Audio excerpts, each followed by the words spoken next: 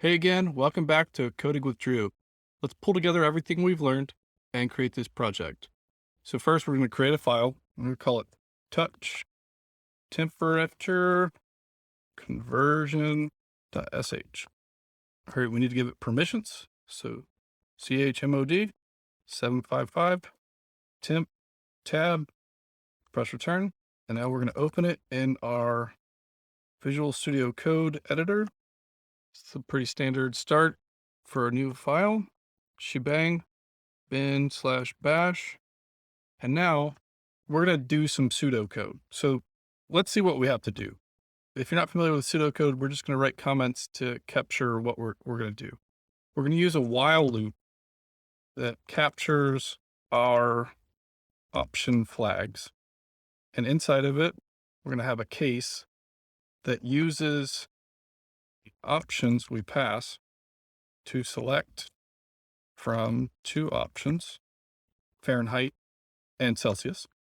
And inside of there, we want to, we want to have our two options. So two options, and they're going to have some math. And then we're going to have a catch-all. So catch-all, like backspace or backslash question mark and parentheses. This is going to be what we're going to use. And then we're going to close out our case. So close case, and then we're going to close our wild. All right. So we have the basic structure of what we're going to create here. So let's go ahead and do it. So underneath this line, we're going to say while, and if you recall, get options, and we're going to pass it two options. And they're separated by colon. So F colon C colon. And we're going to capture those as ops. And then we're going to do the following. So we come down here and we're going to create a case. So case, and we're going to look for our option that we created so you understand what we're doing here. When I run temperature /temperature conversion, I'm going to pass a flag option, F, for example, or C, and then a number. So we want to be able to capture that.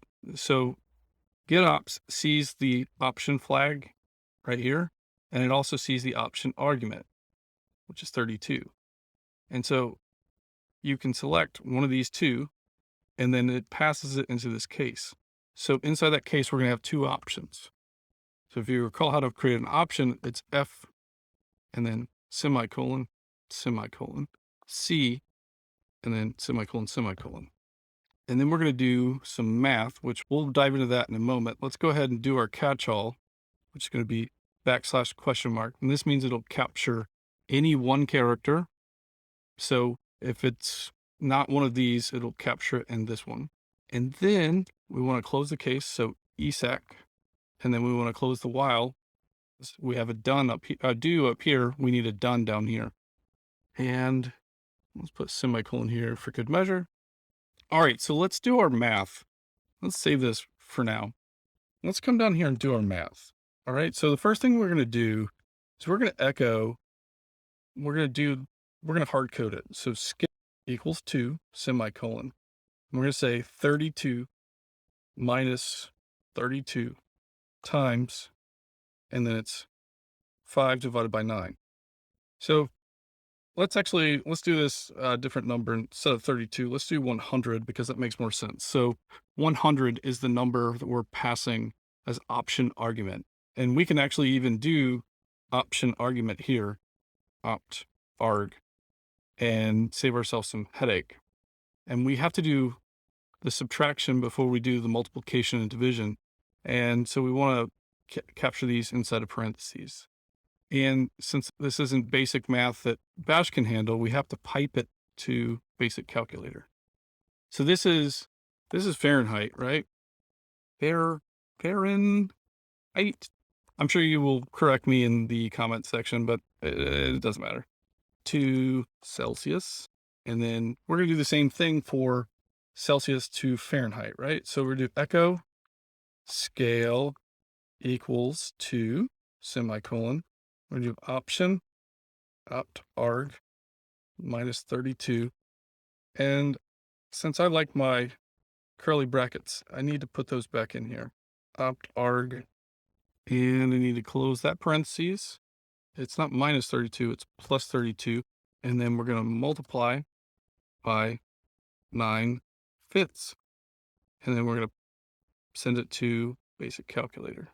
And this is for Celsius to Fahrenheit. Okay. So let's figure out how to put that in here and get the results that we want to output to our console. So the best way to do that is to capture it as a variable. So let's say variable temperature equals, and now we're going to do a command expansion, and we're going to just copy this whole thing. We're going to cut it out, and we're going to put it in here. Let's give it some breathing room. I'm not sure if it did not word wrap it. Put it on a new line. So give it some breathing room, and just delete its comment so it doesn't get confusing. We're going to do the same thing. We're going to say temperature equals, yeah, put some breathing room, put the $ echo here, $ parentheses, space echo. Okay, so yours should look just like mine now. We have this extra line 18. I need to delete it. Let's go ahead and address the catch-all. Let's say catch-all should be $ opt is invalid. Okay. And we need to put that inside of quotes and echo it. All right. Now save. And let's try to run our command. It looks like we got an error. Syntax error, unexpected token F. Well, where's the unexpected token F? Well, get ops FC option do. Let's give this some breathing room. And it doesn't like, let's see, what troubleshooting because I'm not sure where it failed. Oh, we're not saying case opt in. So we have to actually, I'm sorry, and I'm not going to delete this. I want you to see me making mistakes because they're easy to make. So we're looking for an option in a list of options, and that's what these are. So since I didn't say we're looking for it in, it didn't know what to do. So the first error that comes up is a syntax error right here. So usually when you see a syntax error, it's actually not the thing that it's calling out as the error. It's the thing that precedes it. And this comment doesn't count. So it's looking right here. Something was broken on line 6 and not on line 7 like it's telling me to, or line 8. It didn't like line 8. Is that line 8? Yeah, that's line 8. So it didn't like something on line 8, and that's how you can figure out where the error is. Okay, so let me save it and then come back over here and run it again. All right, I didn't get an error, but no output. So how do I get the output? Oh, I think the issue is that I've got temperature here, but I'm not outputting temperature anywhere. So I'm going to copy that name. And outside of this, I'm going to say echo $ curly brackets temperature. And then now let's see what happens. So I got a scale issue with my math. So let's see what happened. We didn't end our echo here or here. We ended it after the basic calculator. Like I said, I make mistakes. It's very easy to do, especially when you're recording. Okay, so temperature conversion F32. So if I use 32, the temperature in Celsius degrees is 0. So let's do 100.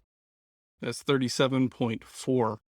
So let's do 100 degrees Celsius. That's 237 degrees Fahrenheit.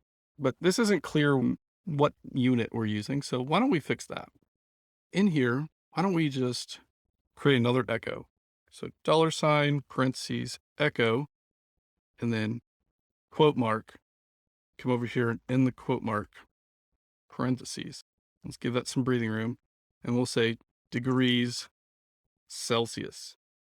Okay, and then we'll do the same thing on centigrade.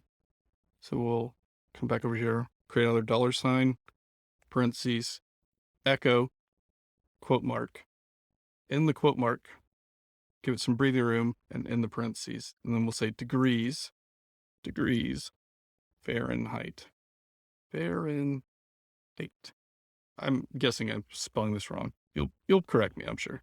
Okay, so let's save it and see what happens. So now we get the result, 237.6 degrees Fahrenheit. Perfect. That's exactly what we wanted. Let's try the same thing. Let's test our centigrade. So Celsius. I keep saying centigrade. I'm sorry.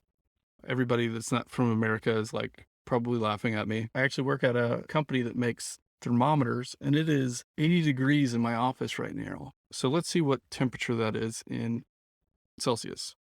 It's 26.4 degrees Celsius in my office right now while I'm recording this. I have to turn off the air conditioning because my mic picks up everything.